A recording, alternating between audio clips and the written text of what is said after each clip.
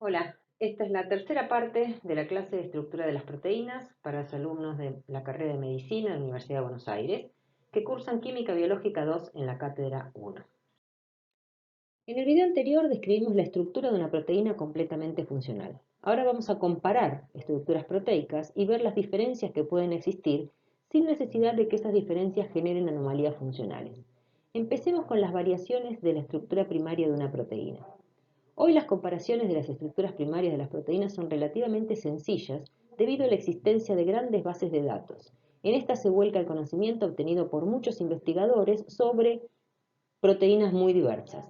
Además, contamos con programas informáticos por los que se automatiza el proceso de la comparación, agilizándolo y evitando hacerlo manualmente disminuyendo las posibilidades de errores. Esta es una lista de algunas de las comparaciones posibles. Para esa comparación tomamos entonces una proteína y comparamos su estructura con la misma proteína de otra especie o con la de otro individuo de la misma especie o con la de otro tejido dentro del mismo individuo o entre estados del desarrollo. Vamos a empezar por una comparación entre especies. Aquí hay un ejemplo con la insulina. La insulina es una proteína formada por dos cadenas, la cadena A y la cadena B. Están unidas entre sí por puentes disulfuro, además de haber un puente disulfuro intracatenario, o sea, dentro de la cadena A, estos serían los intercatenarios. La secuencia de aminoácidos de la insulina está altamente conservada entre especies, o sea, tomando los datos de esas bases de datos, se verifica la secuencia de aminoácidos de las cadenas A y B de la insulina de diferentes especies y uno se encuentra que es muy similar entre sí. Así, por ejemplo, la insulina humana difiere de la bovina en 3 aminoácidos y de la porcina solo en uno, que están principalmente en estos y en estos aminoácidos. Acá hago un paréntesis para mostrarles la síntesis de insulina. Hay un gen único en el ADN que codifica para la insulina. La proteína se sintetiza como una única y larga cadena polipeptídica que sufre plegamiento, formación de los puentes disulfuro intra e intercatenarios, y aquí recuerden la disulfuro isomerasa que hablamos como participando en el plegamiento de las proteínas, y ruptura proteolítica como modificación posttraduccional, que hablamos también de esto. Así pierde un fragmento externo y un fragmento interno de aminoácidos, resultando entonces acá la insulina final activa. Vuelvo a la comparación de estructuras primarias de la insulina. ¿Por qué hice la comparación de la secuencia humana y de porcino? ¿Qué relevancia tiene que se parezcan? Hay personas a las que le falla la síntesis de insulina y eso genera la diabetes. Hablamos un rato antes también de la hemoglobina, de las proteínas glicosiladas. El tratamiento para estos pacientes es darles insulina exógena, se inyecta. Esta similitud estructural que menciono entre la insulina humana y la bovina y la porcina fue lo que permitió tratar a los pacientes diabéticos con insulinas de origen animal. Siendo tan similares, el receptor humano de la insulina se activa tanto por insulina humana como por la porcina, por ejemplo. Así fue por muchos años hasta que la ingeniería genética dio herramientas para la producción in vitro de insulina humana realmente. Esa es la humulina, insulina humana recombinante. Pero el conocimiento de la estructura y su relación con la función permitió mucho más. Se generaron insulinas humanas recombinantes modificadas para cambiar su farmacocinética. Por ejemplo, la Humalog es una insulina de absorción rápida, diferencia obtenida solo por intercambiar una ubicación de aminoácidos en este extremo de la cadena B, lisina y prolina, se llama también lispro. La glargina tiene aminoácidos agregados en uno de sus extremos, resultando entonces en una insulina de absorción lenta, de acción lenta, que entonces tiene efecto durante tiempos más prolongados. Entonces, hoy el médico tiene variadas herramientas para tratar hiperglucemias agudas, por ejemplo, o para el mantenimiento cotidiano de un paciente diabético. Todo surge de conocer la estructura primaria, secundaria y la función de la proteína insulina. Pasemos a comparar la estructura primaria de una proteína entre individuos de la misma especie. Esto ocurre por cambios en el gen que codifica para una proteína. Se definen polimorfismos como variantes de un alelo que ocurren en la población con una frecuencia significativa. Pueden tener consecuencias fenotípicas insignificantes o significativas. Por ejemplo, nos dan las características individuales o modifican la susceptibilidad a ciertas enfermedades o a fármacos, o producen una alteración en la función de la proteína. Allí se habla de enfermedad congénita o hereditaria. Yo voy a describir más adelante la anemia falciforme, en algún momento verán qué es la fenilcetonuria y quizás lleguen a ver a la fibrosis quística como ejemplo. Pero recuerden que más de una vez van a hablar de alteración en la función de una proteína por modificaciones en su estructura primaria.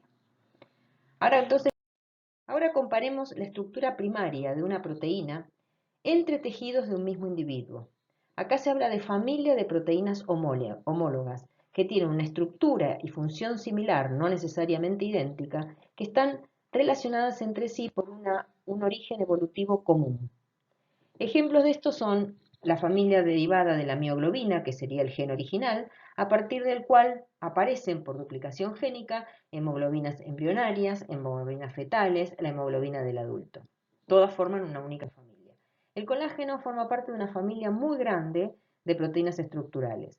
Las isoenzimas, van a verlas en detalle en alguna clase dedicada a esto, son varias proteínas que catalizan la misma reacción en distintos tejidos. Y acá el ejemplo, por mencionar uno, es la creatinquinasa, enzima presente en el músculo esquelético, en el músculo cardíaco, en el cerebro. Todas catalizan la misma reacción y difieren en su estructura. Otro ejemplo, adeninato ciclasa, son 9 isoformas. Este es un ejemplo para hablar dónde está la similitud en la estructura primaria y dónde las diferencias. Si bien estas son 9 isoformas, todas catalizan la misma reacción, aparecen en diferentes tejidos o bajo diferentes condiciones y tienen la característica de que estas isoformas, solo si uno compara la estructura general, se encuentra que tiene solo un 50% de parecido entre sí. Parece poco 50%. Y la realidad es que cuando uno mira regiones particulares de la estructura de la proteína, se encuentra que tiene un 93% de homología en las regiones funcionales. Quiere decir que las regiones funcionales necesarias para la función de todas las adeninatos ciclasa está altamente conservada. Fuera de las regiones funcionales, donde aparecen las regiones regulatorias, las regiones de localización, es donde aparecen las diferencias que le dan característica a cada una de las 9 isoformas de la adeninato-ciclasa. La adeninato-ciclasa va a ser tema de conversación en las clases de transducción de señales. Bueno, ahora, un mismo individuo puede expresar variantes de diferentes secuencias a lo largo de su vida. Entonces hacemos la comparación de la estructura primaria de la proteína entre diferentes estados del desarrollo. Otra vez un ejemplo que viene con la hemoglobina. Todas las hemoglobinas son heterotetrámeros, 4 subunidades de diferentes tipos. Se diferencian por el tipo y la combinación de las subunidades. Hay hemoglobinas en el embrión que no están en el feto. Y al nacimiento, esta hemoglobina fetal se reemplaza por hemoglobinas del adulto. Este ejemplo del final es la hemoglobina glicosilada, que no varía la estructura primaria, sino que sufre una modificación post-traduccional cuando la hemoglobina se enfrenta en concentraciones altas a la glucosa, ocurre esa incorporación de azúcares no enzimático de manera irreversible que habíamos nombrado como una modificación que no está programada, sino que ocurre por la mera exposición de la glucosa de las proteínas a la glucosa. Ahora veamos los cambios en la estructura tridimensional de una proteína. La desnaturalización es la pérdida de la estructura nativa y se asocia con pérdida de la función. La estructura nativa se pierde por ruptura de uniones que estabilizan la estructura secundaria, terciaria y cuaternaria. La proteína adquiere una conformación abierta, se cambia sus propiedades físico-químicas y precipita. Así se asocia se pierde el óptimo funcionamiento. Aquí hago un paréntesis para recalcar la diferencia entre desnaturalización y proteólisis. A proteólisis la vimos como una modificación post-traduccional y era la hidrólisis de las uniones peptídicas, la ruptura de la unión amida. Hay un cambio en la estructura primaria. Acá, en desnaturalización, estamos hablando de cambios en la estructura tridimensional de la proteína. Hay cambios en el plegamiento, no hay pérdida de la estructura primaria. Cierro el paréntesis. Vamos Describir cuáles son los agentes desnaturalizantes, o sea, cómo se llega a la desnaturalización de las proteínas. Esa desnaturalización puede ocurrir por cambios en la estructura primaria. Mutaciones que cambien un aminoácido por otro, que pierdan ciertos aminoácidos, va a hacer que no haya, que ese aminoácido que falta o ese nuevo aminoácido no interactúe de la manera que corresponde para lograr el plegamiento natural. Eso ocurre en la anemia falciforme, en el que la hemoglobina cambia un aminoácido por otro, la proteína se hace inestable y precipita dentro del glóbulo rojo. Otro cambio en la estructura primaria ocurre por las modificaciones no enzimáticas. Hablamos de glicación, la incorporación de glucosa en la estructura, en ciertos aminoácidos. Ese aminoácido que incorpora glucosa pierde la posibilidad de interactuar con otros para mantener el plegamiento.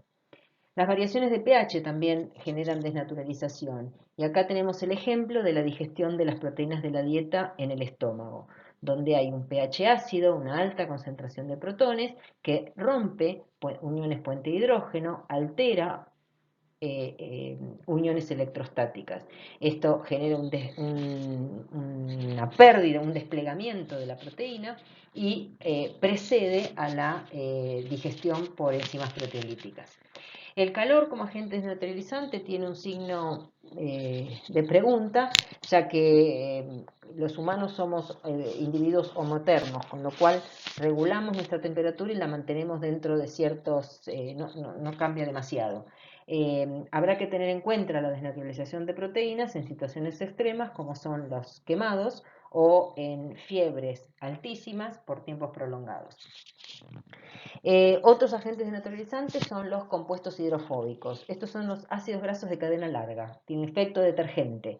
Actúan abriendo las proteínas, rompiendo todas esas interacciones. Es por eso que los ácidos grasos de cadena larga circulan en la sangre unidos a proteínas ligadoras.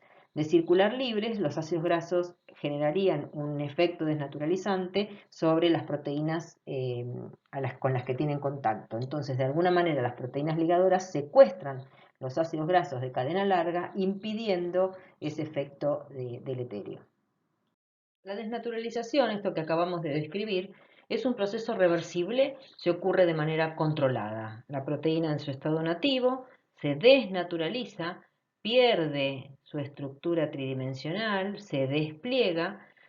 Si esto ocurre de manera controlada, nuevamente puede retomar su estructura nativa, volviendo al plegamiento original. Y eso se llama renaturalización.